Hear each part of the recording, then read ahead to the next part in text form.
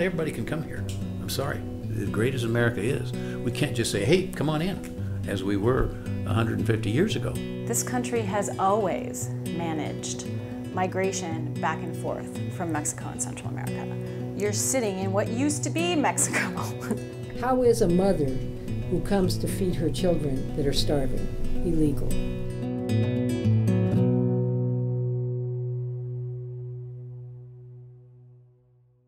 The U.S. started building a fence along its border with Mexico in 1990. Since then, immigrant detainees have become the fastest-growing segment of the American prison population. When you're trying to affect the laws in Arizona that have to do with sentencing, you very quickly run up against the influence and power of the for-profit prison industry, which has been very active in the state for quite a long time, has incredible economic and political power here.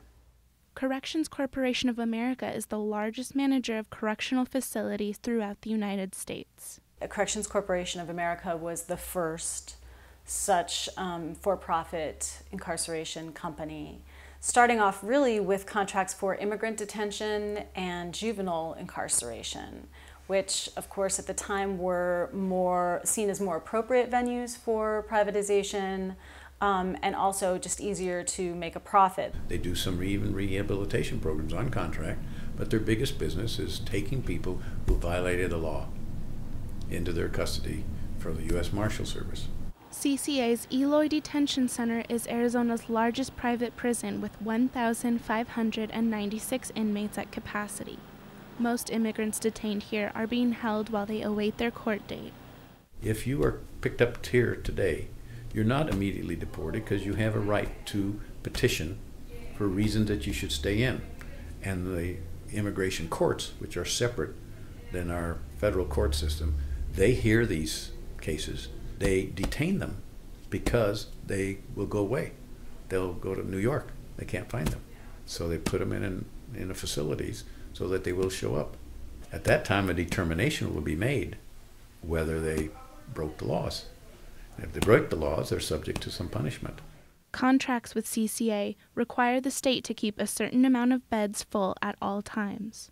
So the state of Arizona holds X number of contracts with various private prison companies, and each of those vary, but we have not, in our analysis, found anything under a 90% bed guarantee in any of the contracts that the state of Arizona holds with private prison companies. So that means they are guaranteeing the company that they will keep those beds 90, 95, 99, in some cases 100% full, or they'll pay them regardless as if they were full. The contractual incentive is to fill up these detention facilities rather than to keep people united with their families and their communities.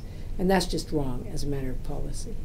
When they don't spend the money to build prisons, they have to take care of these people. They have a constitutional right, no matter what crime they've been committed of. So the blame, to me, if there's blame, and some people really want to blame, it's not the private prisons. It's our federal and state governments that won't spend the money.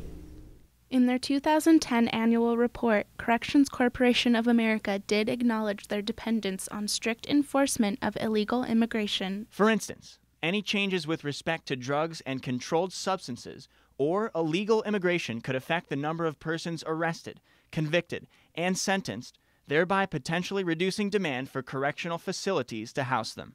Today's number of detained immigrants are at an all-time high, a result of anti-immigration policy like Operation Streamline. Operation Streamline is a very unusual animal. It's only enforced in selected border states. For example, we have it in Arizona, but San Diego, Tijuana doesn't happen. So that's what we call selective prosecution, which is illegal, right? That you are potentially going to get a harsher penalty for crossing the border in this place rather than in that place. Operation Streamline and the other initiatives that are similar to Streamline are based on a new concept that in order to interrupt these traditional patterns of migration, we must punish the migrants. And the punishment is very severe. The Justice Department in Washington, D.C.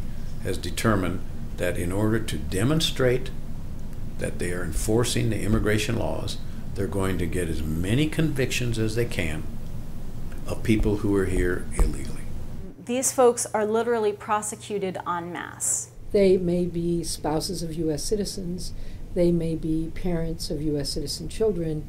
They may be people fleeing persecution in their countries of origin. Nowhere else in the American justice system is this ever done, but literally groups of 70 people go through this process every day just in the Tucson sector. You don't see vigorous defense in the streamlined proceeding. What you see is lawyers that tell their clients, well, you're Mexican and you entered through the desert, so you've got to be guilty of this charge, so you've got to plead guilty. They have signed plea agreements that they're going to do this. And basically the judge says, Jose Garcia, blah, blah, blah, did you cross the border on this day? Sí. Have you been advised of your rights? Sí. How do you plead? Culpable. They plead guilty. They become immediately federal felons, and they are forever disabled in a legal sense from ever regularizing their immigration status. And boom, boom, boom, boom, boom, right down the line, they shuffle them out the door and they put them in a van to go to CCA. The absurdity of this, of course, is that they're going to be held in CCA so that CCA can make $100 whatever on them per day, and then they will be deported. So it doesn't matter if they have U.S. citizen kids. It doesn't matter if their spouse is a U.S. citizen. They can never, ever enter the United States lawfully.